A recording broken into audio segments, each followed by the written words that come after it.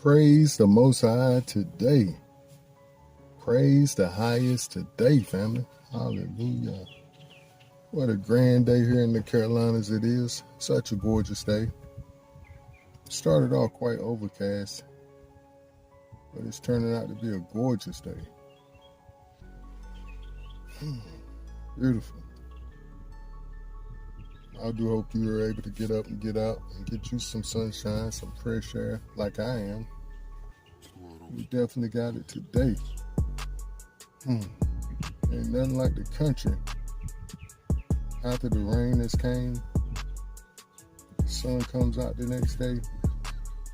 It's like the air is just clean. Hallelujah. And I definitely appreciate it. Birds out singing, squirrels running around.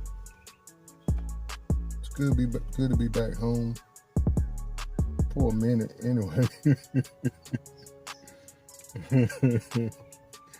I can take it for a little while. But I like to move, I say, put it that way. Move around. I like it out here too, though. Gotta be truthful about it. Praise the Most High, family. We do have a grand idea we want to share today. And it's somewhat me telling my testimony again. Since we've gotten so many new followers, I like to tell my testimony. We like to tell our testimony every few weeks. But this title is called He Beat the Hell Out of Me. He beat the hell out of me. And this idea comes from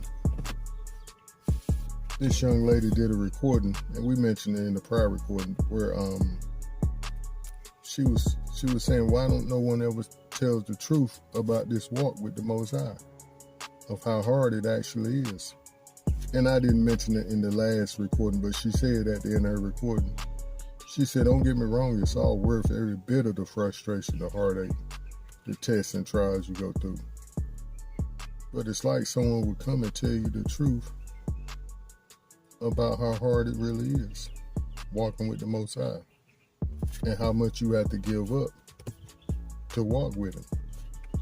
Because just as I told somebody said you got to give up some things. I said, no, you got to give it all. He demands everything from you. Because that's what He's giving you, everything. He's giving you new life, brand new. Now, how can He expect, like the text says, to put new wine in old skins? How can He expect to give you all new things and you have the same mentality, which is gonna help you blow it and be right back at His face or at His feet with your head on your shoulders or your heart in your hand, saying, here I is again, I done messed up again. Please forgive me. But the beating is for a reason. And He literally beat the hell out of me. I'm not cussing per se. I'm saying the hell that was in me, my old ways, that the text talks about.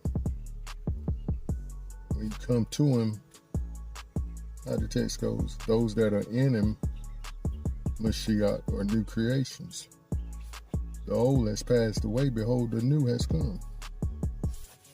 And let me write. And I wrote this morning, family. This was this is my quote. I said, pain is the most effective tool to teach lessons in the Most High's toolbox. Pain is the most effective tool to teach lessons in the Most High's toolbox. And I kindly signed it, Robert Holloway, because this is my experience. Yes, love works and kindness works and mercy and grace, all that good stuff works. And it's necessary at times, but I've learned from my hard-headed, stiff-necked self that pain is the most effective tool to teach Robert lessons. And I'm sure that Brandon Brew has something to do with that. Because as the text says, the Most High calls us stiff-necked people. Now we have a fly want to act up. And them country flies are the most aggravating. Because they don't have a sense of danger. They're like the kamikaze flyers from Japan.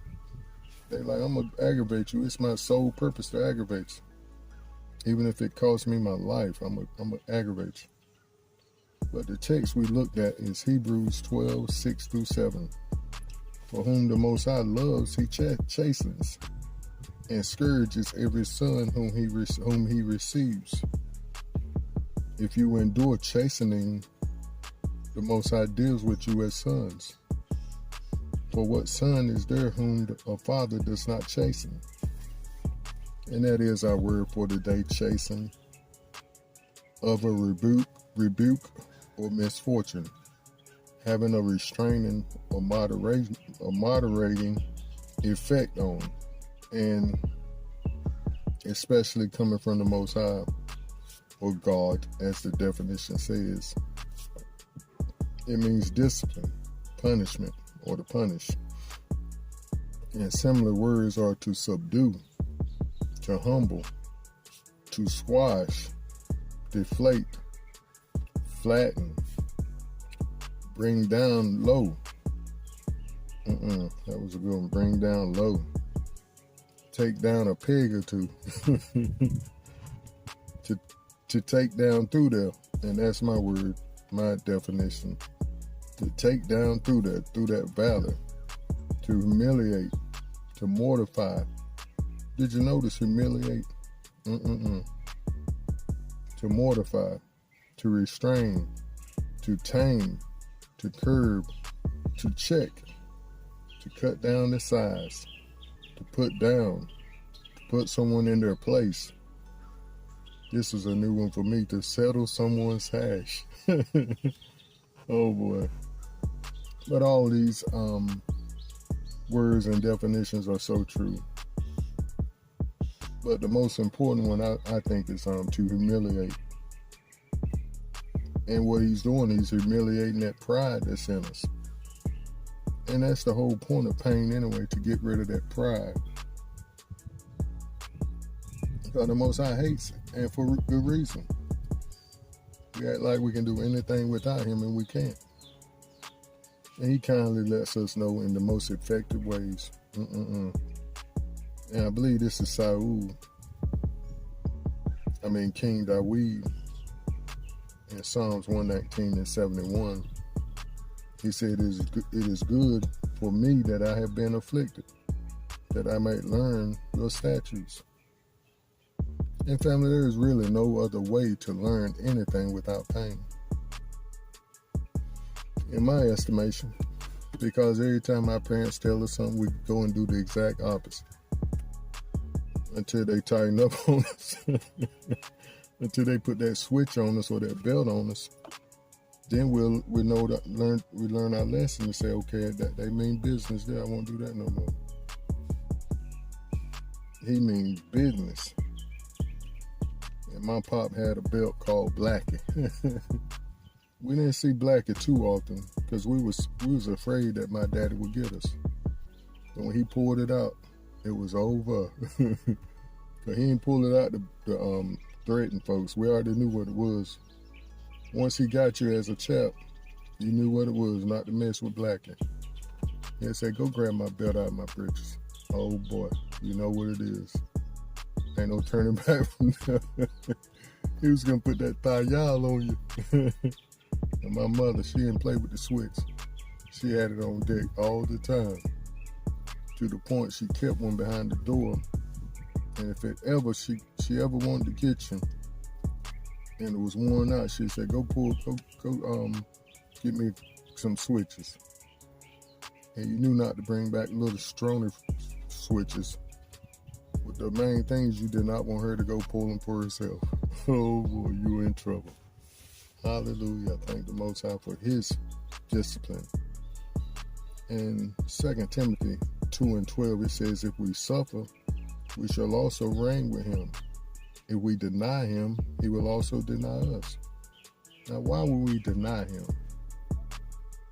Because we're still trying to buddy up with the world, still trying to do the things of the world that we know took us down through there already, or is taking us down.